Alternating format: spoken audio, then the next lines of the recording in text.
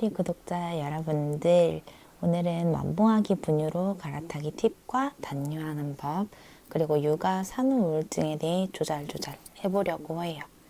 일단 저희 제유리는 완봉아기였는데요.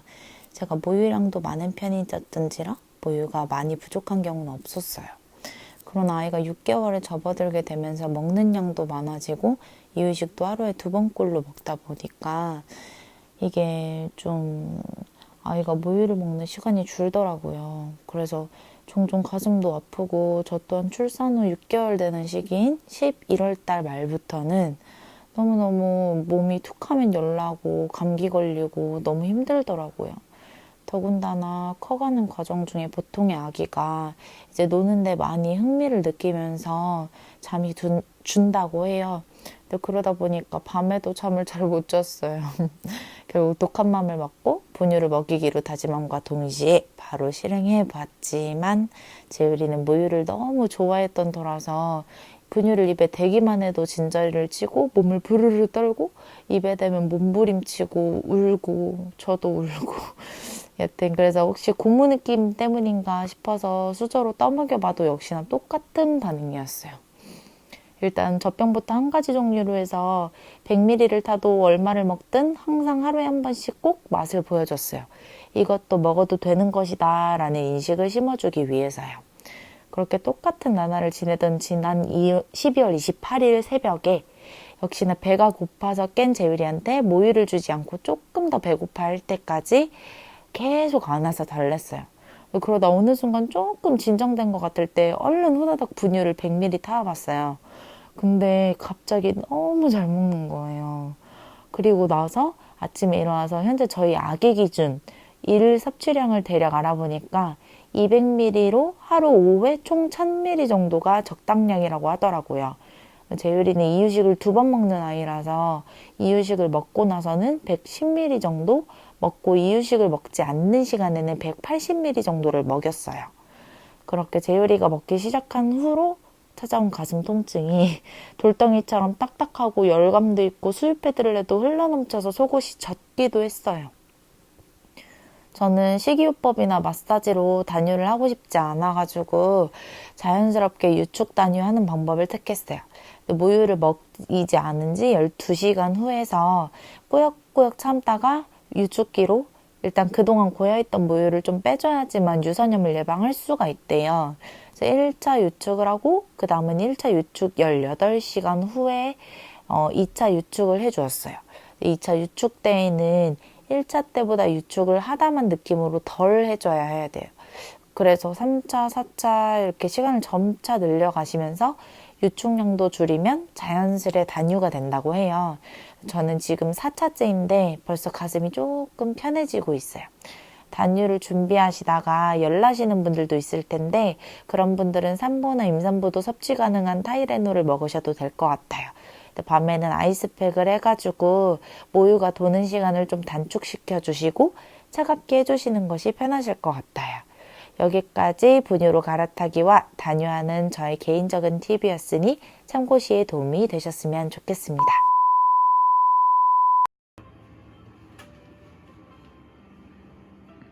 오호, 오호, 오, 오, 오. 저희 제유리 잘 보고 오셨나요? 6개월 아기 혼자서 짚고 일어나기 무시무시하시죠? 그럼 일단 육아 일단 및 산후 우울증에 대해 이야기하러 가볼게요. 저는 24살의 젊은 엄마로 조금 남보다는 일찍 엄마가 되었어요. 근데 평소에 저는 엄청 쾌활하고 털털하고 밝은 성격을 가진 사람이었기 때문에 매사에 해결 안 될 일은 없다라는 신념을 가진 사람 중에 하나였어요. 근데 그것이 문제였었던 건지 너무 안일하게 생각했었던 거였는지 의외로 산후 우울증 때문에 많이 힘든 시간을 겪었어요. 그래서 제유리가 신생아를 갓 졸업한 무렵에 애기 아빠는 저희 가족의 생계를 위해서 밤낮 없이 일하느라 집에 잘 있지 못하는 편이었거든요. 그런 남편이 고맙기도 하고 안쓰럽기도 해서 저는 미안하다는 생각도 많이 했고요. 저도 엄마가 처음이다 보니까 너무 미숙한 부분에 아이도 힘들어하고 말을 할 수 없는 아기이다 보니까 어떤 것이 충족되지 못하는지 또한 의도 파악도 잘 안 되더라고요.